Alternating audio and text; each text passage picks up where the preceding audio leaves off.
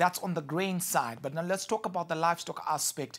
You already indicated that it may not be as deep as the 2015-2016 El Nino, but the 2015-2016 El Nino, about 700,000 livestock perished across Southern Africa. What's the current status at this point, and how will livestock production likely be affected with this El Nino-induced drought?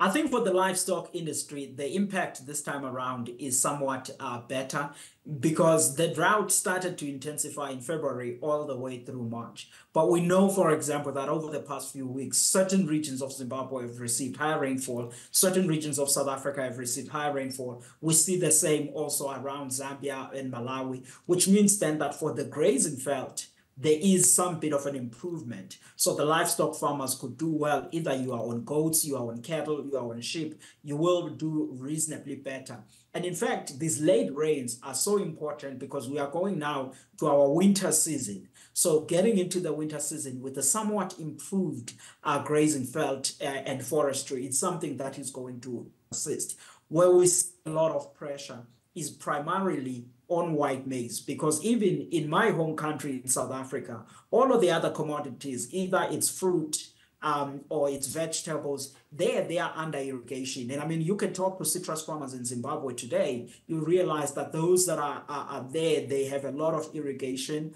and they've been able to somewhat ride through the past 2 months of difficulties. But the people that have actually been deeply exposed on that are those that are farming with maize and the other oilseeds, which is why our attention is primarily on the staple white maize production. So that's how we are seeing this. But I do think that the financial pressure on the farmers is there, the financial pressure on households is there, which is why the World Food Program, looking at the region, coming in to assist is important. The Southern African government saying long-term climate change is with us. What should we be doing on seed breeding to ensure that we plant seed varieties that can withstand the harsh weather conditions that we are living with now is something that is important, because this drought is not going to be the last. And next year or years after, there will be various events. And I do think that we need to think about how do we utilize technology and be more open to embracing it to cope with this climate change and even the animal and the crop diseases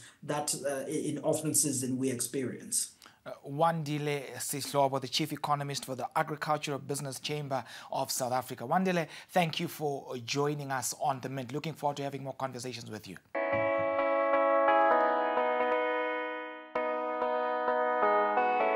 Konapo, ipapo pa ZTNPrime, DSTV channel 294, the place to be.